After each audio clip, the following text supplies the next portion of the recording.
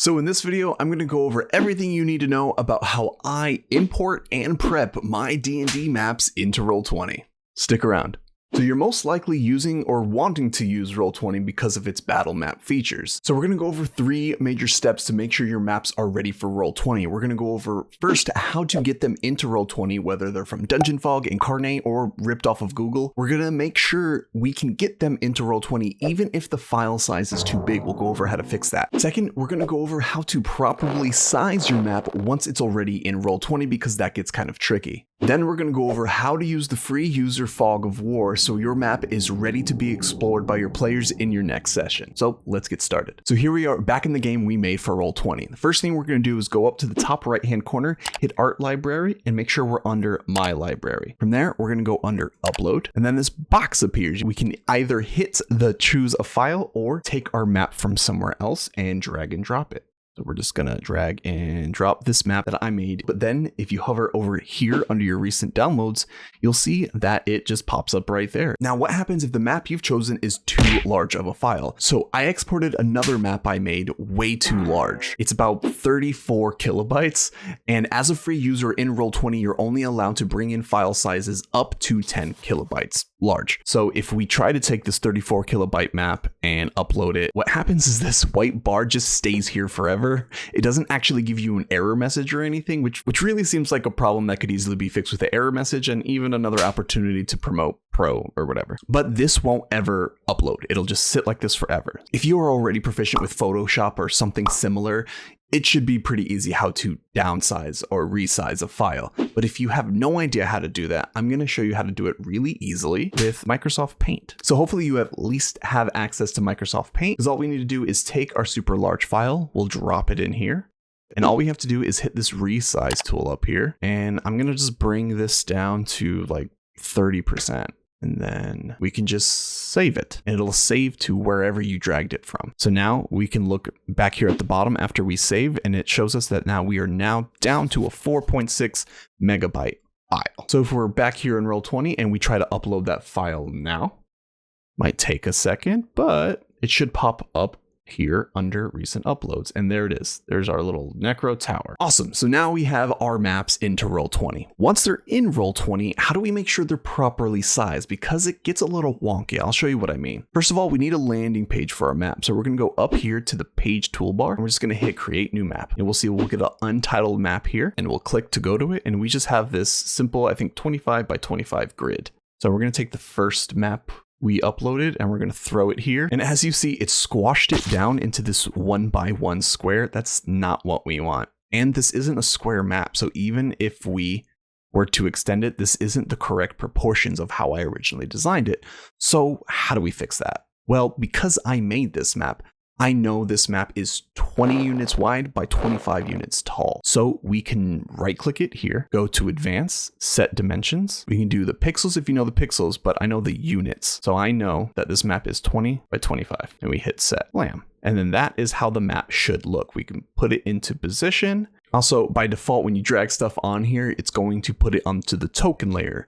We want to right click this, go over to layer, and make sure it's under our map layer. So it's underneath of the grid lines. If you want to continue manipulating this, you want to make sure you go to the top left, hover over this box, and make sure we are under the map and background layer. So now we are editing the map and background, and I can now control this map again. Now, what happens if you get a map and you don't know its unit size? You could count the squares across and up if it is gridded. But if it's not gridded, if it doesn't have grid lines, it makes it a little bit more difficult. So now I'm going to show you how we can resize our map if you don't already know its unit size. So first, we're going to go up to the page toolbar, and we're going to go to the settings of our new page, and we're going to turn off the grid just for now, because if the grid is still on and we place an asset onto it, it's going to squash it down into that cube, which could mess up the aspect ratio. So we are going to take our map and drag it here, and we're going to take the corner just so we can resize it while keeping its aspect ratio. Just make it bigger so we can see it better. But then what we're going to do is we're going to go back to our page tool into its settings, and we're going to turn back on the grid. You'll see why in a minute. Hit save settings. Now let's zoom in on our map. So when I design this map, I don't like designing my map with grid. So you might find a map that doesn't have grid lines on it, but I still designed this map with these little dots here to simulate a grid. I don't know if you can see them, but if you can't, that's kind of the point. But I use these dots so I can still align them in Roll20 well. So we're going to right click. So you'll go to Advanced and Align to Grid. To make sure that this Align to Grid option pops up, make sure the grid is turned back on your page layer, that you are editing on the map layer, and your map is also on the map layer. So we'll hit Align to Grid, and now you'll see this little box come up telling us about the grid alignment tool. So basically, you're going to trace out a box that's a 3x3 grid. So wherever you get your map from, make sure you can at least spot something on the map that is definitely exactly 3x3. We'll zoom in a little bit more, click on one dot, and then I'll drag that. That's 2x2 and 3x3. And now when this alignment box comes up, you want to make sure both of these numbers are the same. So it's properly 3x3, 60x60 looks pretty good. So we're going to hit Align to Grid. Now our map is perfectly sized for our grid. You can kind of adjust it and it'll snap into place like it's supposed to. Now, if you don't want this empty space here, we can go back up to the page toolbar, go to Settings, where under Size, we'll take the width down by 5 cells, hit Save Settings, and then now our map completely fills out our grid.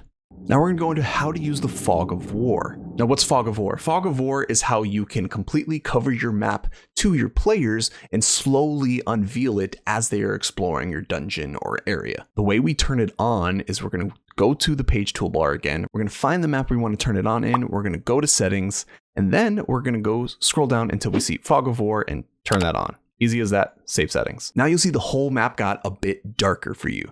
So this map is just darker for you, the GM, but for your players, it's completely blacked out. So to slowly reveal the locations as your adventurers are going through your map, we're going to go up to the left-hand side and go over this little cloud toolbar, and that's going to give us all of our Fog of War tools. The first one is Reveal Areas. Again, we're just making boxes. So let's say we want to reveal them this first room. We will just click and drag a box of what we want them to see. And now you see that box is lighter and it's completely visible to your players. If you want to double check and make sure your players only see what you want them to see, go up to the page toolbar again and make sure the player's flag is on the map you want them to see.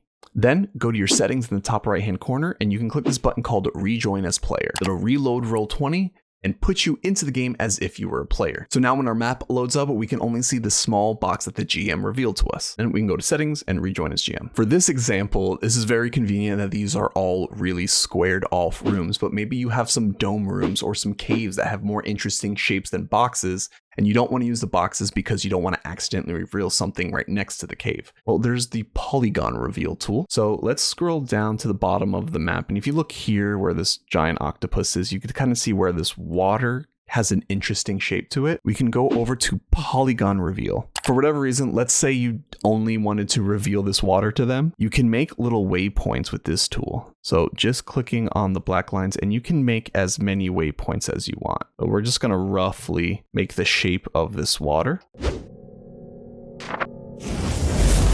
We'll go here, and then once you close it off, it'll only reveal the shape you made with the polygon tool. Now, if you accidentally hit something or you want to re-hide the areas that they leave in case monsters sneak up behind them, you can go and use the hide tool underneath that same bar. So we can hit hide areas. And this basically just is the reverse of the reveal box tool. So we just click, drag, and then it'll re-hide whatever you drag over. If you wanted to re-hide the whole dungeon or you revealed a lot more than you wanted to, you could also go over here and hit reset fog real quick. You'll get a confirm reset and then hit reset fog and you've completely hidden the whole map again. Now that's pretty much everything you need to know to get started using maps in Roll20. But if you're still trying to figure out how to use character sheets in Roll20, be sure to check out this video right here. Thanks a lot for watching and I'll see you next time.